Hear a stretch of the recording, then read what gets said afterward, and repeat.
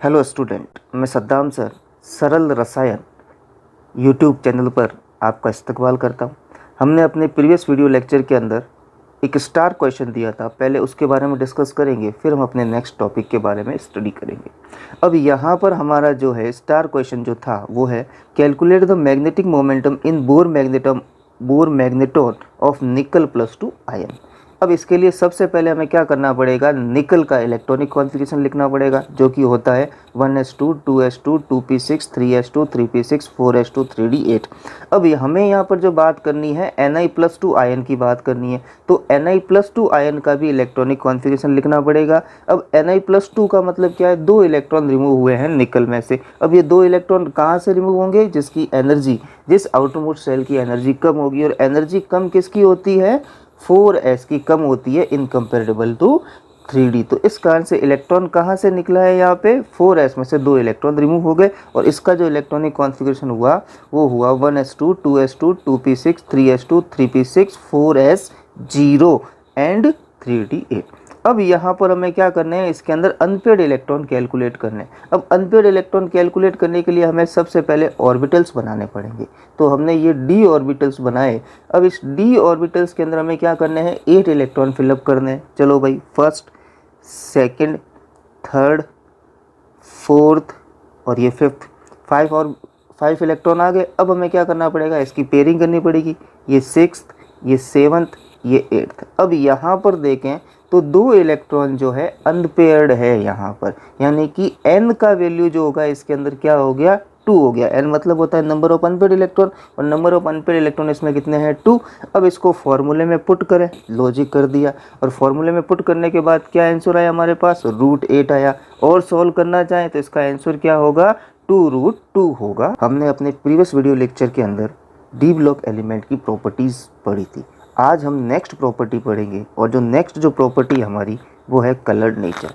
अब यहाँ पर ये चीज़ ध्यान रखनी है कि जितने भी डी ब्लॉक एलिमेंट्स हैं कलर्ड नेचर शो करते हैं, या उसके आयंस जो है कलर्ड होते हैं, चाहे वो सॉलिड स्टेट में हो या लिक्विड स्टेट में हो। तो कह सकते हैं the most of transition elements and ions are coloured in solid state और इन सॉल्यूशन स्टेट। अब ये क्यों होता है, due to it is d transition of electron.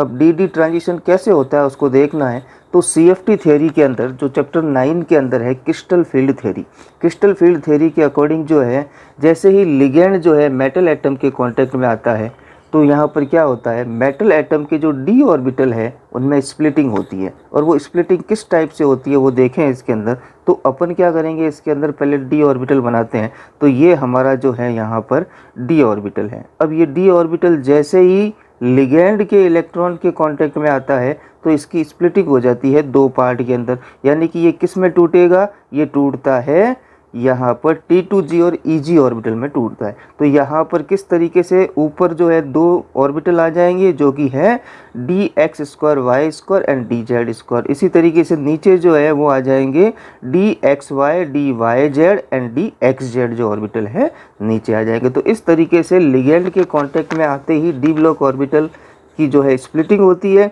और स्प्लिटिंग हो गई। अब इसके अंदर अब यहाँ पे देखें अपन, इसके अंदर इलेक्ट्रॉन फिलअप करते हैं। तो एक इलेक्ट्रॉन फिलअप किया, इलेक्ट्रॉन किस में आएगा, जिसकी एनर्जी लो होगी, यानी किस में आ जाएगा, dxyz में आएगा। लेकिन जैसे ही ये सनलाइट के कांटेक्ट में आते हैं, और सनलाइट के कांटेक्ट में आते ही जो ये इलेक्ट्रॉन है जो नीचे वाले ऑर्बिटल में प्रेजेंट है, यहाँ से सनलाइट गेन करके एक्साइटेड हो जाता है, और एक्साइटेड होकर क्या होगा, ऊपर वाले ऑर्बिटल में शिफ्ट हो जाएगा।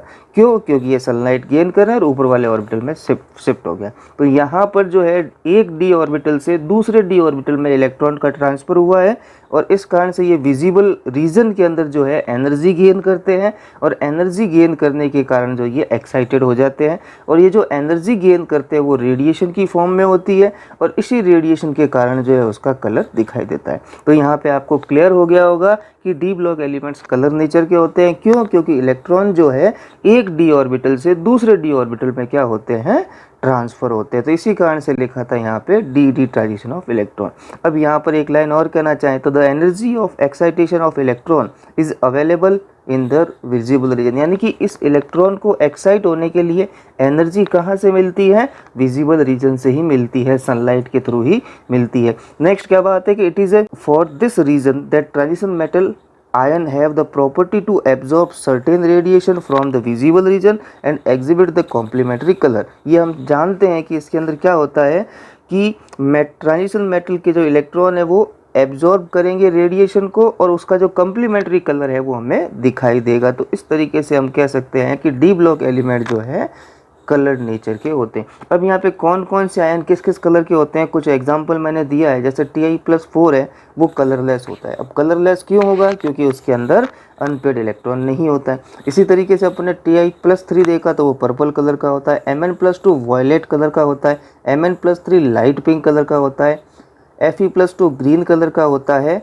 और इसी तरीके से जो है Fe+2 जो है ग्रीन कलर का होता है। Fe+3 येलो कलर का होता है। Cu+1 कलरलेस होता है और Cu+2 ब्लू कलर का होता है। एक बार वापस बताना चाहूँ, Ti+4 कलरलेस है, Ti+3 पर्पल कलर का होता है, Mn+2 वॉयलेट कलर का होता है, Mn+3 लाइट पिंक कलर का होता है, Fe+2 ग्रीन कलर का होता है, Fe+3 येलो कलर का होता है और Cu+1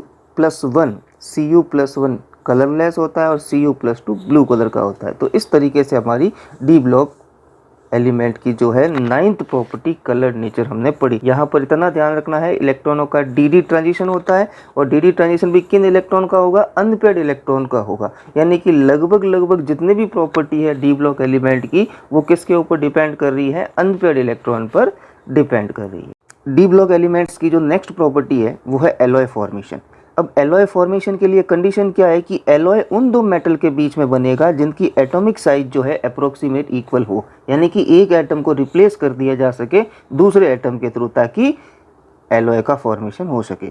अब यहाँ पे ये बात कह सकते हैं हम यहाँ पे कि the transition metal form large number of alloy due to approximate equal atomic size and atom of one metal can be substitute the atom of other metal in its crystal lattice। Clear है आपको इसके अंदर।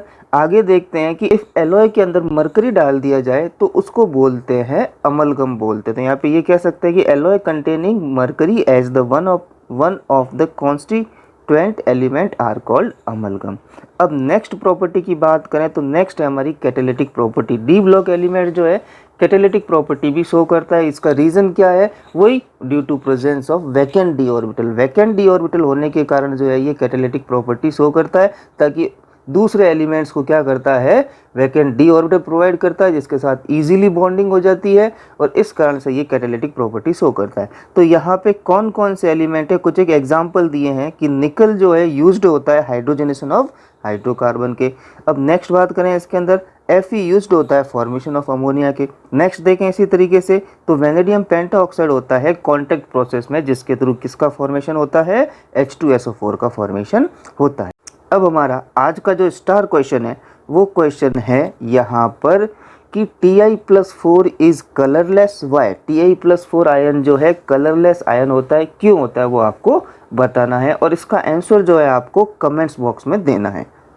आज के लिए इतना ही, धन्यवाद।